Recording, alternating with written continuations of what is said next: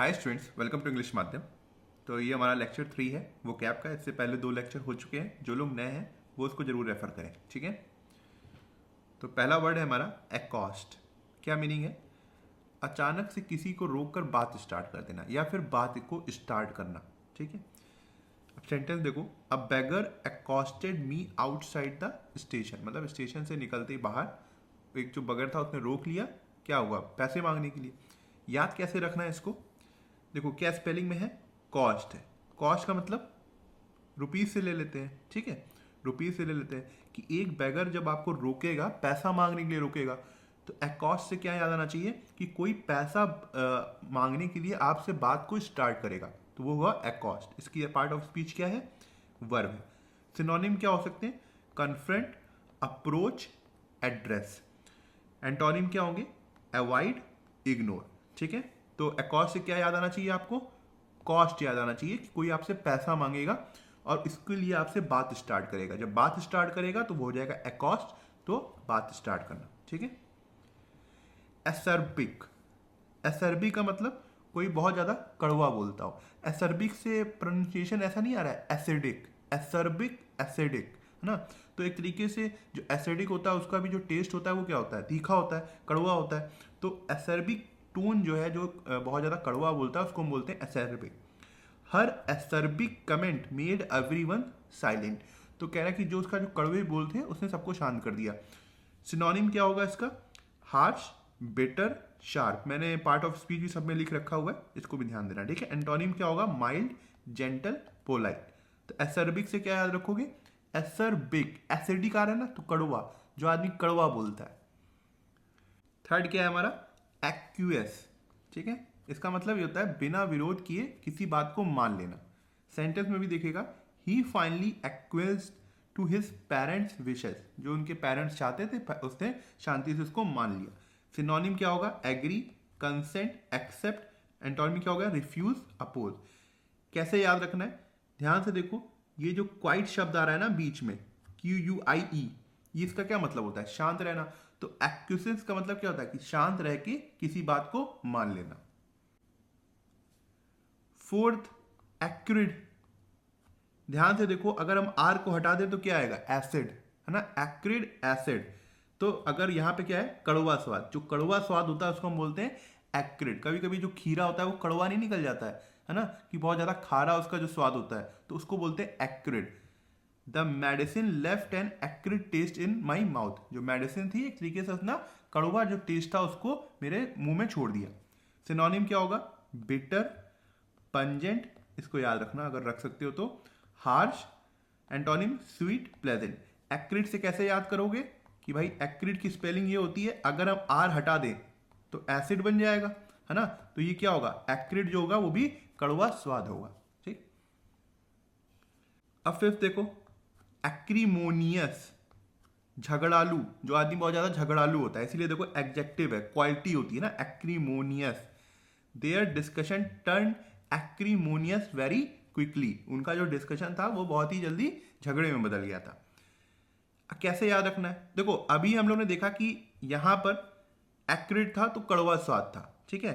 तो एक्री से तो हमको समझ में आ रहा है, हमको ये समझ में आ रहा है कि जो कड़वापन है वो तो है, मगर इसको हम झगड़े में कैसे चेंज करें? यहां पे स्पेलिंग है एक्रीमॉन। क्या ना है स्पेलिंग? एक्रीमॉन।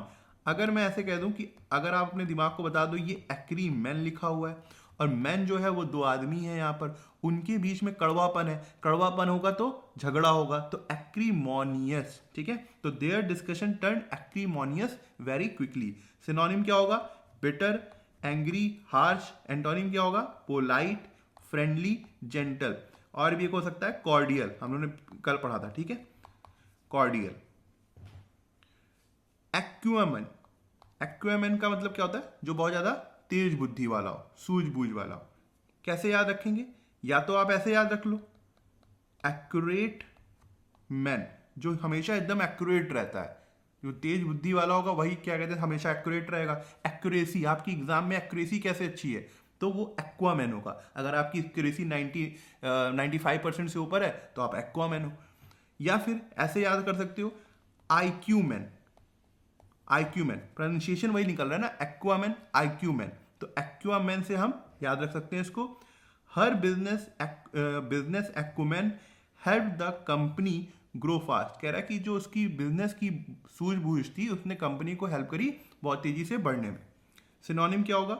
विजडम, इंसाइट, श्रूडनेस, मतलब चालाक, श्रूडनेस का मतलब, ठीक है। एंटोनिम क्या होगा? Stupidity, ignorance. तो एक्वामैन कैसे याद रखोगे? आईक्यूमैन, या फिर जो भी सही लगे, आईक्यूमैन याद रख लो या फिर एक्यूरेट मैन याद रख लो। एक्यूट, अब एक्यूट का तो मुझे नहीं समझ में आया कि क्या इसका हम बना सकते हैं। वैसे भी बहुत सभी लोग जानते होंगे कि बहुत ज़्यादा शार्प, एक्यूट मतलब शार्प। शार्प ये नहीं है नाइफ वाला शार्प नहीं, शार्प कोई तकलीफ हो, जैसे the patient was suffering from acute stomach pain, कि जो पेशेंट था वो बहुत ज़्यादा शार्प पेन से गुजर रहा था। इसका सिनोनिम क्या होगा? शार्प, कीन, सीवियर। एंटोनिम क्या होगा? डल, माइल्ड, स्लो, ठीक है। एक्यूट का कुछ ऐसा समझ में नहीं आ रहा कि क्या बनाया जाए, मेरे को तो ऐसे ही याद कर सकते हो उसको, एक्यूट। अडेज, अडेज क्या होती है? नाउन है, देखो यहाँ पे मैंने पार्ट ऑफ स्पीच लिख रखी है, बार बार हो सकता है बोलने में मैं भूल जाऊं, तो ध्यान रखना इस चीज को। अडेज का मतलब क्या होता है? कहावत होता है। इसको कैसे याद रख सकते हैं? ओल्ड एज, अडेज, ओल्ड एज, जो पुरानी कहावतें हैं ओल्ड एज की, इस तरीके से याद रख सकते हैं। सेंटेंस जैसे है, time is money is a popular अडेज। ये क्या है? पुरानी कहावत है। टाइम इज मनी, जो समय है वो हमारा एक तरीके से पैसा है, तो ये एक पुरानी कहावत को हम क्या बोलेंगे? अडेज। सिनोनिम क्या होगा? Proverb, saying. एंटोनिम क्या होगा? नॉनसेंस, ठीक है। नाइन्थ क्या होगा हमारा? अडामेंट, जिद्दी, अटल, जो अपनी चीजों से कभी मतलब एक बार जो बोल दे फिर उसी में अड़ा रहे, ठीक है। जहां पे खड़ा है वहीं खड़ा रहे। क्या समझ सकते हैं, कैसे याद कर सकते हैं इसको? वैसे मेरे हिसाब से बहुत इजी है, बार बार आती है तो आप लोगों को याद होगा, मगर जिनको याद नहीं मैं बता दूं। देखो इसकी स्पेलिंग में क्या आ रहा है? डैम आ रहा है, और डैम जो है वो हमेशा एक ही जगह चट्टान की तरह खड़ा रहता है, चाहे कितना पानी आ जाए वो अपनी जगह खड़ा रहता है ना। तो डैम से हम याद रख सकते हैं अडामेंट, जिद्दी। She remained adamant about her decision, वो हमेशा एक तरीके से जिद रहती है, उसको जो भी डिसीजन ले लेती है वो जिद उसी में अटल रहती है, बदलती नहीं है। सिनोनिम क्या होगा? स्टबन, याद रख सकते हो तो याद रखना है, बार बार आता है। फर्म, अनयील्डिंग भी काफी बार आता है, या अनयील्ड बोल सकते हो उसको, ठीक है। एंटोनिम क्या होगा? फ्लेक्सिबल, सॉफ्ट और यील्डिंग। ये दो को याद रखना, ये कई बार आ जाते हैं, अनयील्डिंग और यील्डिंग, ठीक है। यील्डिंग मतलब जो जिद्दी नहीं है, अनयील्डिंग जो काफी जिद्दी है। और स्टबन भी याद रखना, अगर याद रख सकते हो। कैसे याद रखोगे? इसमें डैम वर्ड आता है, जो कि एक जगह अटल की तरह खड़ा हुआ है, काफी जिद्दी है, कभी मूव नहीं करता चाहे कितना पानी आ जाए, तो एडामेंट, ठीक है। 10th है हमारा अडेरेंट। क्या मतलब है? अनुयायी, समर्थक, जो आपके समर्थक हैं, जो आपके पीछे चलने वाले लोग हैं, ठीक है, जो आपके हर सुख दुख में आपके साथ खड़े हुए हैं, वो कभी भी आपको छोड़ के नहीं जाएंगे। सेंटेंस क्या है? जैसे he is a loyal adherent of Gandhian philosophy, वो गांधीयन फिलॉसफी का एक लॉयल समर्थक है, ठीक है, सच्चा समर्थक है। सिनोनिम क्या होगा? Supporter, follower, believer. Antonym opponent, critic. Adherent को याद कैसे कर सकते हैं? ऐसा कोई सेंस तो आ नहीं रहा था, एक चीज थोड़ा सा दिमाग में आई कि अगर हम इसको ऐसे पढ़ें, अंधेरा निकल रहा है, अडहेरेंट, अंधेरे, अंधेरे, यहां देखो स्पेलिंग देखो, अंधेरे। अंधेरे में आपके साथ जो लोग खड़े होते हैं वो आपके समर्थक होते हैं, ठीक है। उजाले में तो सभी खड़े होंगे, मगर जो अंधेरे, जो जो परेशानियों में आपके साथ हैं वो आपके साथ हमेशा खड़े होंगे। तो इनको कैसे याद रख सकते हैं हम? अडहेरेंट, ठीक है। एडमोनिश, इसका मतलब होता है डांटना या चेतावनी देना। इसकी कोई ट्रिक समझ नहीं आई मुझे, आप लोगों को आई तो कमेंट सेक्शन में बताना, ठीक है। The teacher admonish the student for being noisy, teacher ने स्टूडेंट्स को डांटा कि वो जो इतना शोर मचा रहे थे। सिनोनिम क्या होगा? स्कोल्ड, वॉर्न, रिब्यूक, रिब्यूक याद रखना। एंटोनिम क्या होगा? प्रेज, इनकरेज, ठीक है। तो ये क्या होगा? एडमोनिश। इसकी ट्रिक नहीं है, आप लोगों के दिमाग में कोई चीज हो तो कमेंट करना है एडमोनिश क्या हो सकता है। और मैंने फिर से एक बार बता दूं आपको कि ये जो यहाँ सिनोनिम एंटोनिम एक बार याद रहे ना रहे, ये जो क्या कहते हैं ये ऊपर वाले वर्ड है ना, वो याद रहने चाहिए। क्यों? क्योंकि मेरा फोकस इसी में है कि मैं आपको ये सारे वर्ड याद करा दूं। एक बार याद हो जाएंगे तो फिर समझ देखना कि कितना इंप्रूवमेंट हुआ है। एडरॉइट, एडरॉइट क्या होगा? निपुण या कुशल, मतलब जो बहुत ज्यादा स्किलफुल है, ठीक है, हर काम कर लेता है।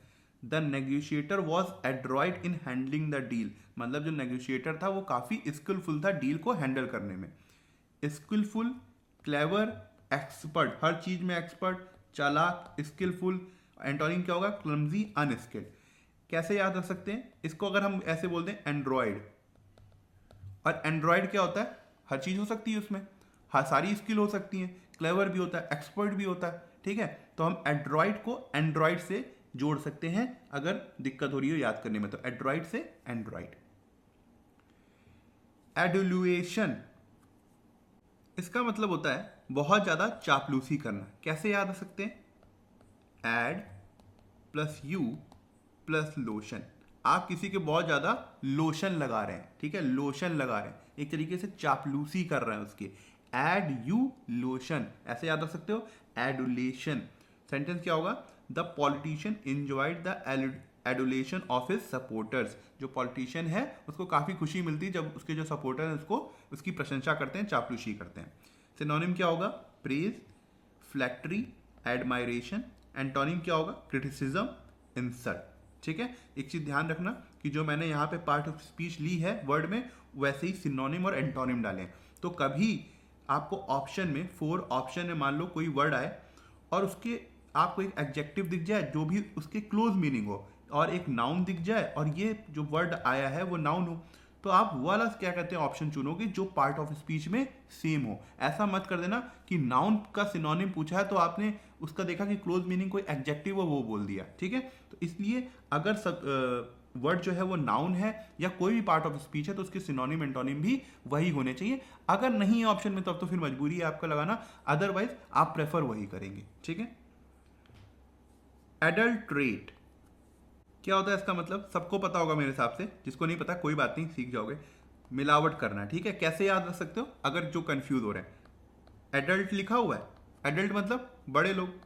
एडल्ट लोग ने अपना रेट, पैसा उनको बहुत ज्यादा कमाना है, अब पैसा ज्यादा कमाना है तो क्या करना है? मिलावट करनी है। तो एडल्ट रेट, ठीक है, मिलावट करना।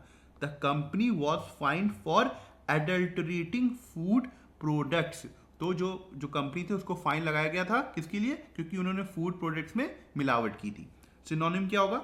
कंटेमिनेट, स्पेलिंग याद रखना, पॉल्यूट, डाइल्यूट। एंटोनिम क्या हो गया? प्यूरिफाई, रिफाइन, ठीक है। तो कैसे याद रखोगे? अडल्ट रेट, अडल्ट रेट, ठीक। 15 देखो, एडवर्स क्या होगा? बुरा, प्रतिकूल, ठीक है, जो हमारी सिचुएशन जो हमारे साथ ना हो, हमारे खिलाफ हो। कैसे याद रखेंगे? रिवर्स, एड की जगह हटाओ, एडवर्स निकल रहा है, मुंह पे बोलो रिवर्स, रिवर्स सिचुएशन, ठीक है। एडवर्स नहीं, रिवर्स सिचुएशन, मगर वर्ड क्या है? एडवर्स है।